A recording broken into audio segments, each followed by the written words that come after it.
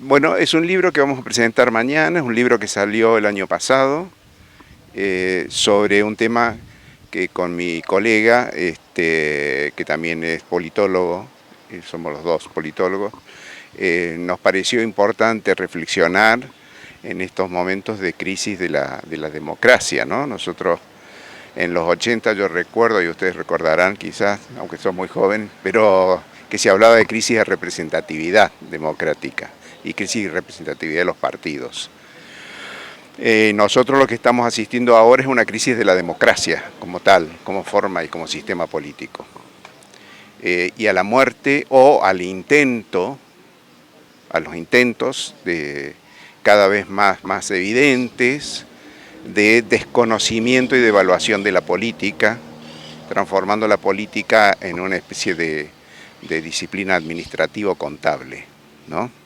Esto se ve claramente cuando dice, bueno, Argentina tiene el problema del déficit fiscal. No, Argentina no tiene el problema del déficit fiscal. Argentina tiene problemas estructurales muy profundos que han llevado desde mitad del siglo pasado a ser una sociedad muy desigual, y la desigualdad implica falencias graves para construir ciudadanía. Entonces, nuestra reflexión tiene que ver con eso, y hacemos un recorrido histórico de cómo la teoría política, la ciencia política ha pensado estas situaciones y estos fenómenos que, si bien no se repiten en la historia, son fenómenos que con sus parecidos también han ocurrido en otros momentos, ¿no? Ahora se habla mucho de corrupción, ¿no? Se dice, bueno, la política es corrupción, por lo tanto eliminemos la política para que no haya corrupción. Yo siempre le digo a mis alumnos, en la democracia ateniense, que había una asamblea de ciudadanos y se votaba con unos guijarros de piedra, no había papel en esa época, se los depositaba en una ánfora. Muchas veces ocurría que el resultado de la elección no condecía con la cantidad de guijarros que estaban puestos en la ánfora, ¿no? O sea, ya había compra de votos.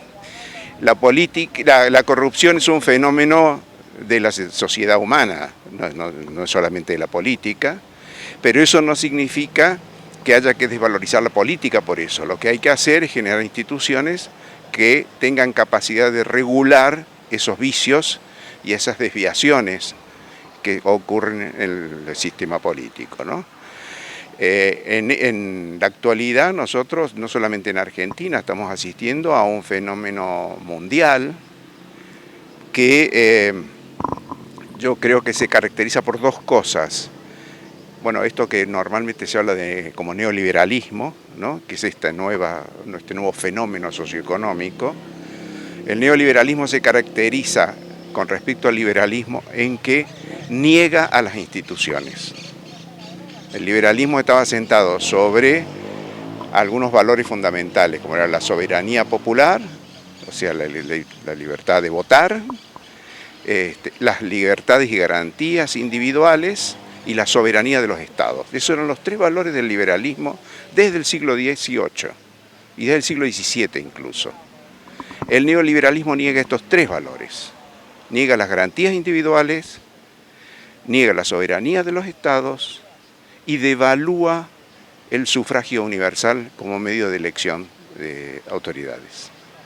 Esta famosa fake news, que ahora son noticias falsas, que se ha convertido en una suerte de comunicación política.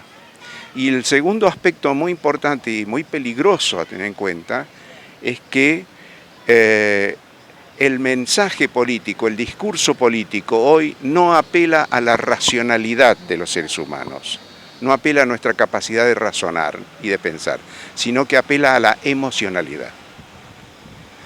Y esta emocionalidad hace a la división entre amigos y enemigos.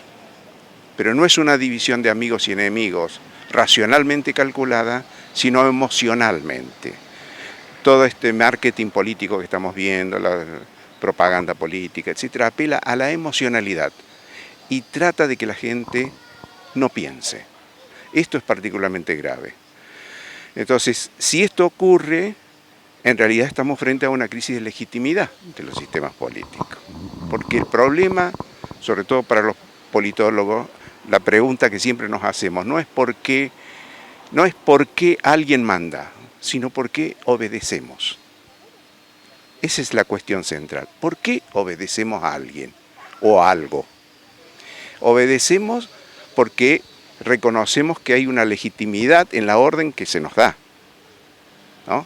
Ahora, cuando esa legitimidad está burlada, o por la mentira, o por el encubrimiento, digamos, de la realidad, quiere decir que la legitimidad no existe. Y por lo tanto, si no existe esa legitimidad, estamos obedeciendo más que a una orden política, estamos obedeciendo a un deseo individual o caprichos, podríamos decir incluso, ¿no? Lo vemos con el presidente de Estados Unidos, con Trump, haciendo un muro en pleno siglo XXI, construyendo un muro para que la gente no pase de un lado al otro como si estuviéramos en la Edad Media, y además sustentando eso con una legitimidad, ¿no? Supuesta legitimidad. Así que todo esto es la reflexión que nosotros intentamos hacer en el libro, y nada, y el propósito es generar condiciones teóricas para que haya debate, para que se debata. Los argentinos particularmente necesitamos debatir, exponer ideas y saber distinguir entre la emocionalidad y la racionalidad. Cuando tenemos que usar la racionalidad y cuando la emocionalidad. Para elegir a algún candidato es un proceso que tiene que pasar por la mente, no por el corazón solamente, ¿no? ¿Se puede salir de esta situación? ¿Se puede sanear la democracia? Yo creo que sí, Ha habido épocas muy difíciles en la historia y se ha salido. Yo lo que creo que hay que hacer como un apostolado, digamos, hay que hablar con los vecinos, con los que tenemos al lado, hacerles razonar, pensar, ¿por qué tomas esta decisión? ¿Por qué votás a fulano? Escuchaba los otros días una señora que decía, y yo lo voté al presidente porque me gustaba cómo bailaba. Entonces, bueno, eso no es una decisión política. Y lo que hacemos con eso es abonar el camino para ciertos personajes que han empezado de la década del 90 a pulular, que son los famosos consultores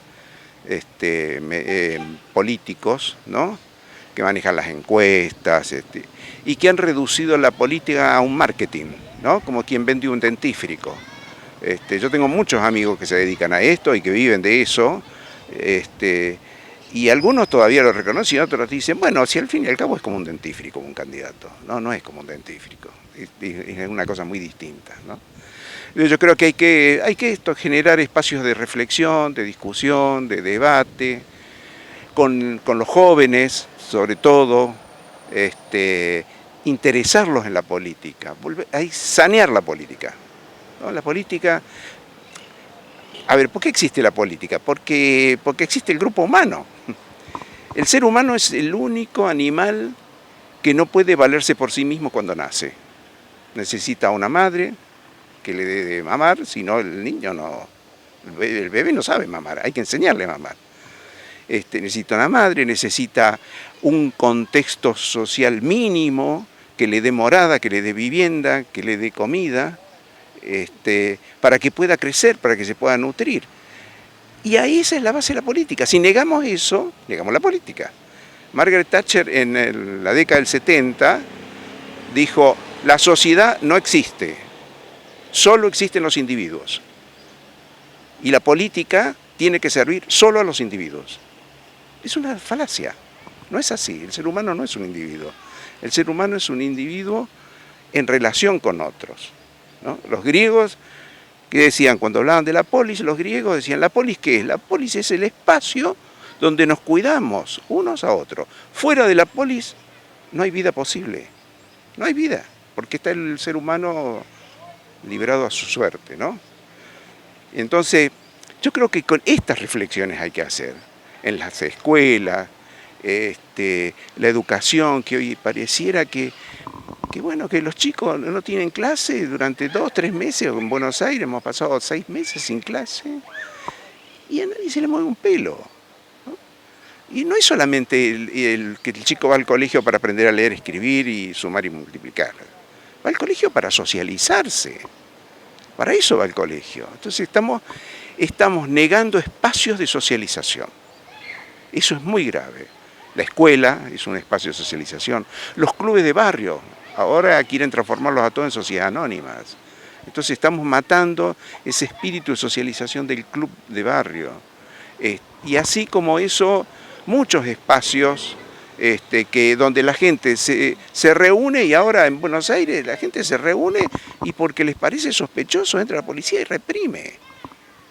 Y no están haciendo nada, o están cantando, o están haciendo alguna actividad cultural, o están pintando en la calle. Entonces, si empezamos a romper eso, destruimos. Si no hay política, primero, no hay política donde no hay libertad. Donde no hay libertad no existe la política. Y donde no hay libertad no existe el poder tampoco. Existe la pura fuerza y la dominación. El poder requiere de la libertad de los seres humanos para existir. Si no, es la pura dominación. Yo impongo a otro por la fuerza lo que yo quiero. Bueno, me parece que el libro intenta eso, reflexionar sobre eso, ¿no?